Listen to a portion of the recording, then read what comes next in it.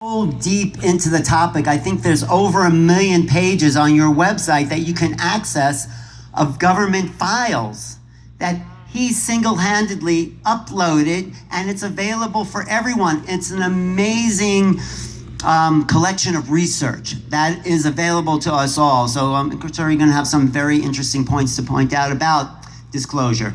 Next to John is the maybe the king of conspiracies. Jim Marrs. He has been, let's give Jim a hand. My consciousness is just now emerging this morning. That's good. Okay, at least someone is there.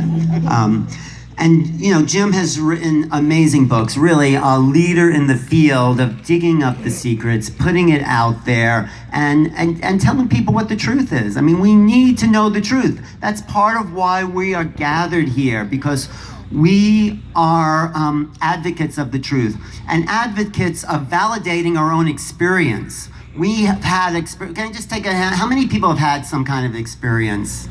Or yeah, at least half. And the ones that haven't, you're going to have some this weekend. On the stage or in the sky. And that's how I love to introduce Linda Moulton Howe. An amazing woman, besides being a former Miss Idaho.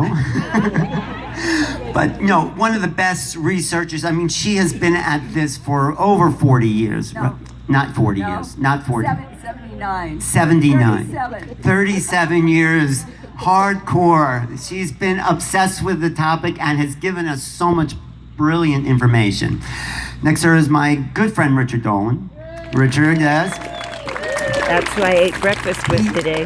Richard has an amazing story where he says, he was his historian, he was doing some research, and he saw this little line about UFOs in some paper, and he said, well, is there really anything to that? And then 20 years later, he's still looking into the subject. He has 2 books out called the UFOs and National Security State. He has After Disclosure, which we'll be talking about today, and UFOs in the 21st Century. And he has a publishing company. So Richard has been hard at work bringing out the truth. Thank you, Richard. Glad to be here, and I'm looking forward to this weekend.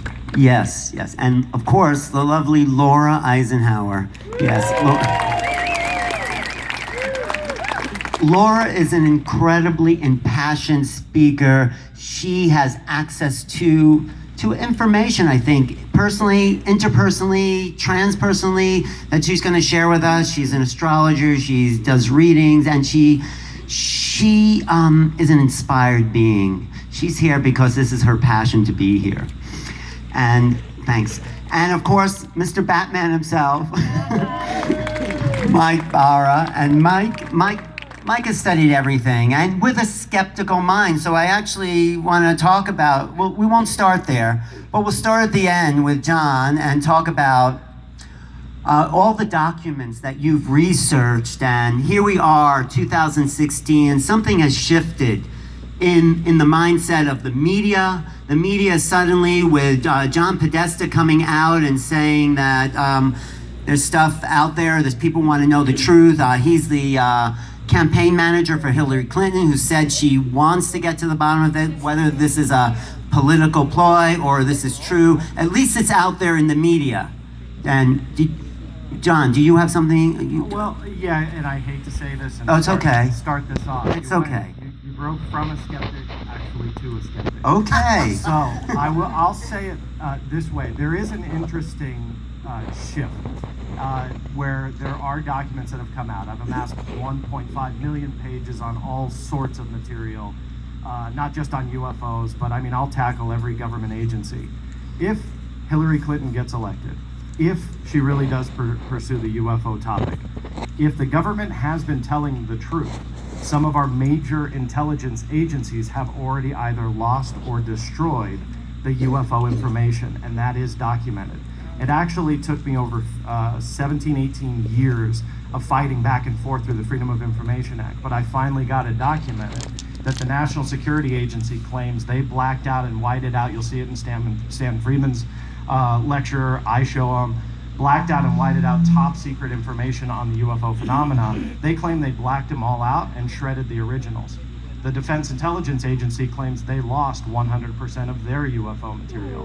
So when you have that kind of documented evidence, it doesn't matter if a major politician wants to do something about looking into the topic, because let's just say on this one occasion the government is telling the truth, then they're going to find absolutely nothing. Wait, did you find anything about?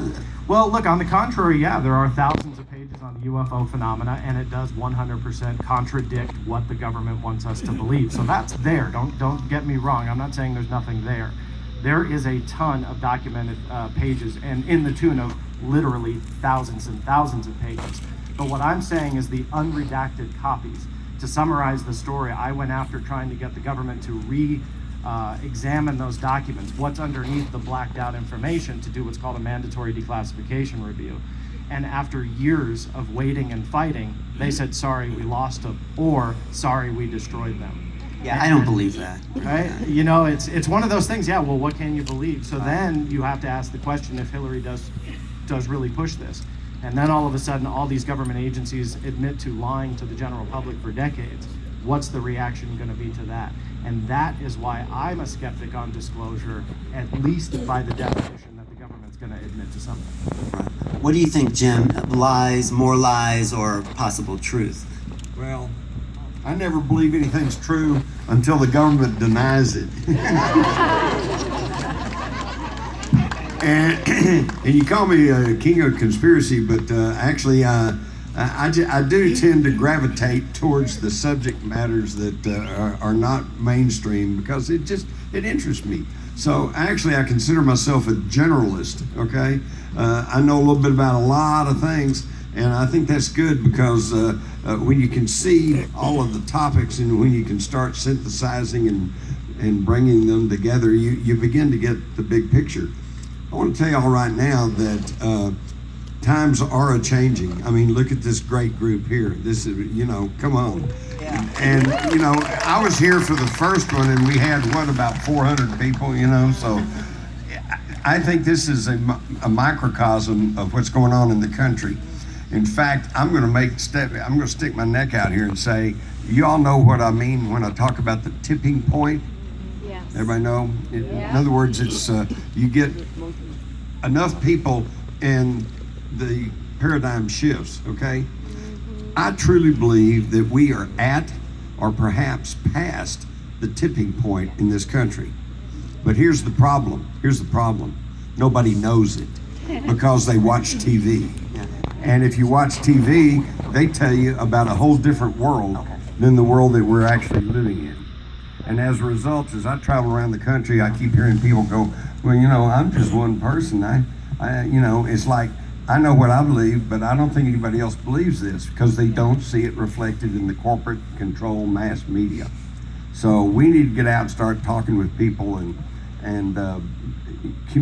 create this community that says this is what's going to happen.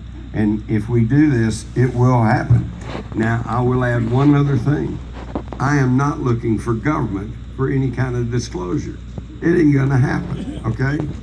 For one thing, as John kind of touched on, what politician in their right mind is gonna get up and say, okay, we lied to you for 70 years, No, they're not gonna do this. Disclosure is gonna come from them, because all that has to happen is and it almost happened in Stephenville, Texas in 2010. You get January 2008. I've slept since then.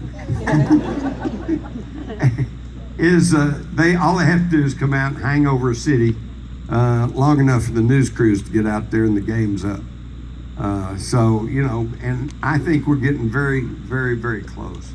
When politicians start talking about UFOs, when the TV is full of TV shows and documentaries, and when the public consciousness is raised to the point where it is now, I think we're very, very close. Thank you, Jim. Yes, and I think